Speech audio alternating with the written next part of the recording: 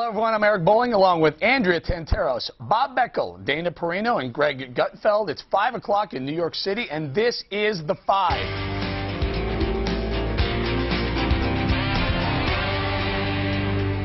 Well, you're looking at President Obama making unscheduled remarks today regarding gasoline prices, suggesting Congress address oil speculation. Funny, Governor Sarah Palin and I spent the weekend offering the president some of our expertise for lowering gasoline prices, drill our own vast natural resources, embrace natural gas, fix the EPA, and address oil speculation. You think he was listening? Who knows? But let's ask Governor Palin herself, who joins us via phone. Governor, thanks for joining us. How are you? I'm doing great. Thank you so much. All right, so you heard him address oil speculation, but that was one part. Is that enough to solve our energy crisis, Governor? What did he miss? No, not even close to solving the problem here. Now, the other night, we proposed an all-of-the-above solution, and we challenged the president to apply common sense and pro-American industry principles, and no, today's speech reflected a lack of awareness of what the problem really is, and that the solution has to be part of beyond a three-legged stool even, but a multifaceted solution, and that is what we propose. Really, our president's naive assault on American energy is going to doom our economy.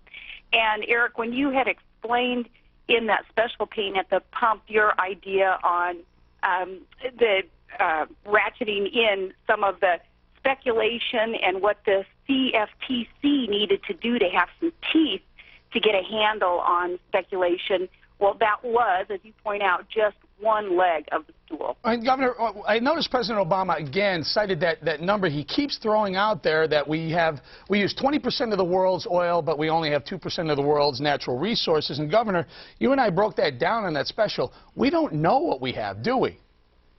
No, the president, his quote-unquote facts and his numbers on energy production, they're skewed, and they are deceptive, and they're Orwellian. And I implore Americans to do their homework and not take Barack Obama's comments at face value, especially when we're talking about energy. What we are asking for, too, is the authority, the allowance from the federal government to get out there and explore on more federal lands where more of our oil resources are. But no, the numbers that he uses are, I believe, deceiving the public into some believing that we do only have 2% of the world's oil, but we explain that in the special also. Governor, this is Bob Beckel. Let me make sure I understand this. If you look at what all the above, Barack Obama has called for more nuclear power in their plants, and that has begun. He's looked at alternative energy. Is the difference here now the amount of drilling that takes place? That's the difference between you and Eric's position and the president's? It gets down to drilling, doesn't it? It's not just drilling, though, Bob. Unleashing domestic energy production, a.k.a. drill, baby drill, and frack, baby frack, and allow pipelines to be built, all of that's very important, and mining our minerals. But when you look at what Barack Obama is actually doing with killing the Keystone Pipeline, the part that he has authority over, actually, and his mission of bankrupting coal companies, which leads to less electricity in the U.S., the things that he's actually doing, not just saying, but what he's actually doing, are burdening our American energy opportunities and making us more reliant on foreign sources. Okay, well, let me ask you this. About alternative energy. If you, all of the above, I assume, includes alternative energy, what alternative energy sources outside of oil and gas do you think ought to be the priority in alternative energy?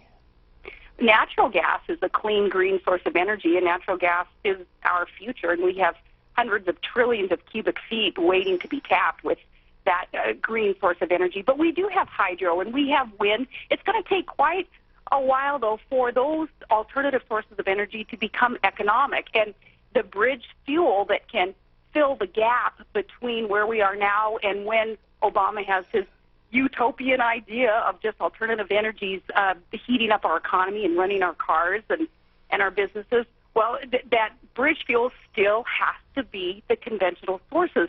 And we in America, with the highest standards of worker safety and environmental safety precautions taken, much more so than any foreign country that we rely on, for energy production, it makes more sense to tap into those conventional fuels today as we work towards that time when alternative sources can take some place. Hi, Governor. It's Dana Perino. I just wanted to build on one thing that you said, well, two things. One is on nuclear power. While true that everybody will say that they support it, these projects are struggling. There's only been one that's been approved down in Georgia. The communities want it. It's just that the capital is slow to get there, and the regulations and the litigation make it very problematic. And then we still have a problem that nobody is talking about anymore because of Nevada, and maybe for good reason, and that is, what do you do with the waste? The second thing is on the EPA. 2 weeks ago, very quietly, they announced something that will basically make it impossible and uneconomic to build a coal-fired power plant. And in our lifetimes, if we want jobs so that we can grow the economy, so that we can build, well, have more jobs as well as help other countries, because when our country's doing well, other countries do well. They've basically done something at EPA on regulations of the emissions that is going to make it very impossible to upgrade these coal-fired power plants and to make them cleaner. So I think that all of the above strategy is it's a nice talking point, but when you dig beneath the surface, it's not supported by the facts. You know, that's a great point. We've talked also about the job-killing, burdensome regulations in the EPA and even in our individual states' DECs, and you know, some of the burdens via the IRS rules that are coming down the pike. These all create such burdens. They create uncertainty in the marketplace, and they all contribute to the problem that we face today. And here's the deal, guys. Barack Obama is not understanding what the problem is. The problem is that we are still too reliant on foreign sources of energy. He still does not understand that America has the potential here to be energy secure. And we can get this done within the decade if he would understand the common sense, doable things that have been laid out in that all of the above approach. And yet, look at today. He didn't mention any of the other legs of the stool.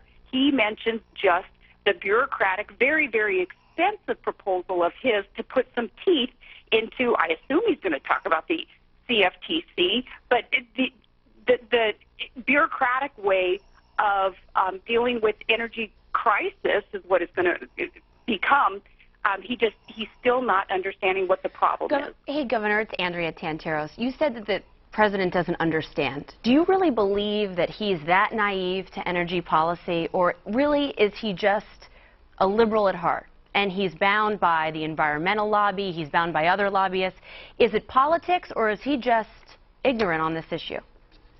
I think he's ignorant on the issue, Andrea, and I believe that those who he has surrounded himself with do not understand the geology and the geography that we talk about when we talk about what the potential is for American energy independence. He doesn't understand free market principles. There are so many things that contribute to his terrifyingly naive and purposeful assault on our energy production that it puts us in a pretty scary place. Governor, we want to get to another topic here. Everyone wants to jump in on this, but we definitely want to get to this. The RNC put out a web ad today that we found very, very interesting. Guys, can we roll that web ad? Governor, take a listen. I'm not going to make any excuses. I'm not going to make any excuses. I will be held accountable. You're going to know quickly how people feel about what's happening. That's exactly right. We're not there. Well, we're not there because this recession turned out to be a lot deeper than any of us realized. I'm not going to make any excuses. I came in the midst of the worst recession since the Great Depression. I'm not going to make any excuses. Governor, a lot of excuses, huh? A lot of excuses, and the electorate, I believe, is beyond impatient with the excuses. We do want action taken, and, you know, I believe that we need to replace this nation's CEO. We have to replace Barack Obama with someone who understands what it's going to take to get the economy back on the right track. Governor, this is Bob again. I obviously don't agree with you on that, but Greg Gutfeld's been waiting here to ask you a question, so I've got to turn this over to him. Yeah, I think, well, America really has been waiting for this question. When are you doing Red Eye? Let's pick a date. What did I tell you about Red Eye, Greg? I said, and you were the one who said it. Man, if she ever comes on Red Eye, her career is over. Her political potential is over. So I've been kind of hesitant, man. Governor, it's Dana. I used to think that, but I've done it. I'm still okay. Well, not really. Your career has gone downhill. Hey, well, can you guys, let me get... Well, so is mine. I think you should go on Red Eye, but let me get serious here for a second. You and Eric, I assume you're willing to congratulate the president on what he did today. Is that correct, since you took one of your legs? Well, I'll jump in here real quick, Governor. I think it's one of the legs, but as the governor pointed out, it's only one. There are a lot of other things. The EPA, Dana mentions the EPA. That's hugely important. Drilling's hugely important in natural gas. But, Governor, at least we can give him credit for seeing, at least maybe watching the special. Can I ask you and Governor a question, though? With the president's regulation of the financial markets, now he's saying he wants to regulate oil markets, right? We know, I don't have to tell you both, you and the governor are oil experts, that there's no other competitive alternative to crude. So the best way to get oil prices down is more oil. Aren't you a little bit nervous about the president meddling in oil markets? This is speculators he's talking about. about. Yeah, and speculators. And what's a speculator? People who have mutual funds? No, I mean, aren't we all sort of speculators? Doesn't it make anyone a little nervous? Governor Phelan and Eric had this point about making sure that people couldn't speculate with virtually no money and drive up the price of oil. People like Eric. Right, but Governor, doesn't it make you nervous, him getting involved? Governor, let's make the point. Go ahead. If you have enough oil here and you drill enough oil, there's no reason to speculate the price up. Isn't that right? Well, right. We're talking about supply-side economics and the principles there that are time-tested, truthful. They work. And, you know, none of this should come as a surprise to anybody, though. Again, look at what Obama said as a candidate and what Joe Biden has said as a candidate for their offices that they hold today. They talked about bankrupting coal companies. They talked about necessarily increasing, skyrocketing energy prices. All those things that they had promised to do are coming to fruition today. All right, Governor, we're going to have to leave it there, but we really appreciate your time. Yeah, thank you. Thank you so much. All right, let's see.